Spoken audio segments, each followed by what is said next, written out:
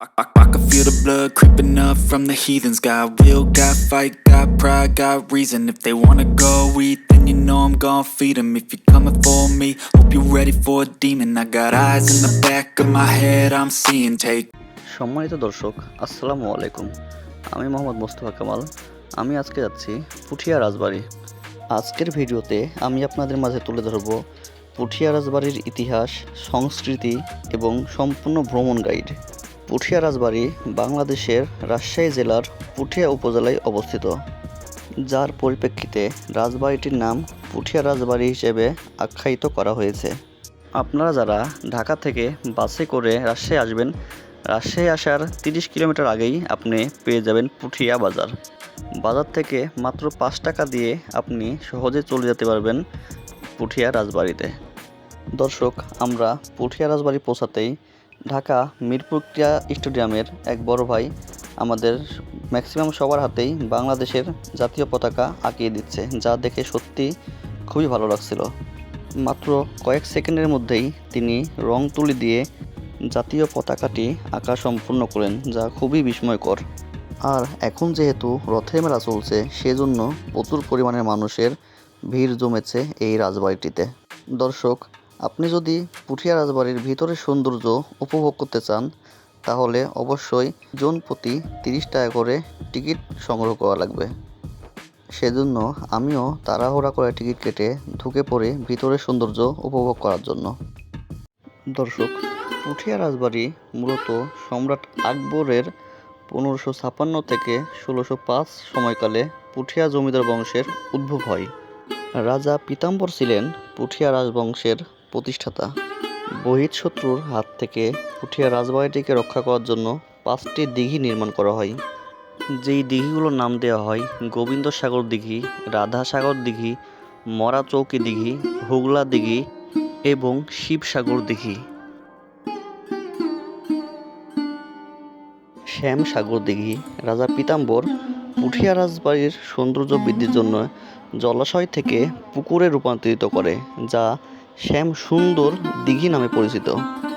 1744 সালে রাজবংশটি 4 ভাগে বিভক্ত হলে 4 আনি ও 5 আনি রাজবংশ বিভিন্ন স্থাপনার অংশীদারিত্ব পায়। রাজা নরেন্দ্র নারায়ণ 5 আনি রাজা হন এবং পুঠিয়া রাজবাড়ির অপর দিকের রাজা রূপেন্দ্র নারায়ণ 4 আনি রাজা হন এবং বড় অংশিক ছোট গোবিন্দ মন্দির, গোপাল মন্দির এবং হাওয়াখানা 4 আনির অন্তর্ভুক্ত হয়।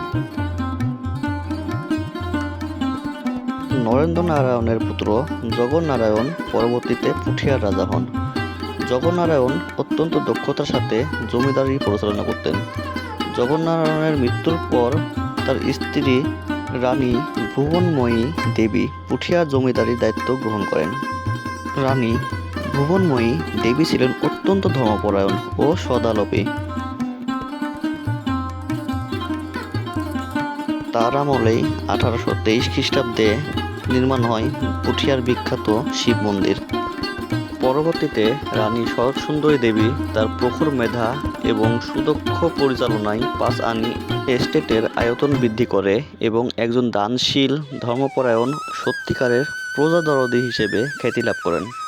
তার নিঃস্বার্থ দান ও প্রজা কল্যাণের কথা বিবেচনা করে ব্রিটিশ সরকার 1877 খ্রিস্টাব্দে তাকে মহারানী উপাধিতে ভূষিত করেন।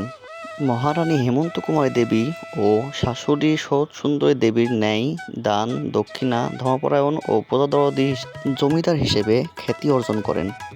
তিনি শাশুড়ির সম্মানার্থে 1895 খ্রিস্টাব্দে পুঠিয়া রাজবাড়ির পুনঃসংস্কার করেন। 1938 খ্রিস্টাব্দে মহারানী হেমন্ত কুমারী দেবী তার দৌহিত্রদের 5 আনি জমিদারির উত্তরাধিকারিত্ব দান করেন।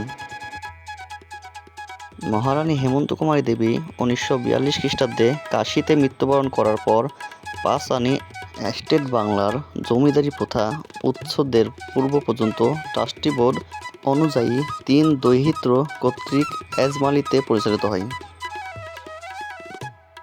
পরবর্তীতে পাকিস্তান আমলে 1950 খ্রিস্টাব্দের পর পুঠিয়া রাজবংশের সমাপ্তি ঘটে। পুঠিয়ার জমিদার বা রাজাগণ সমসাময়িক চাহিদার প্রয়োজনে কার্যক্রম পরিচালনার নিমিত্তে ও ধর্মীয় অনুভূতির তাড়নায় উল্লেখযোগ্য সংখ্যক মন্দির সহ ও অন্যান্য স্থাপত্য কাঠামো নির্মাণ করেন।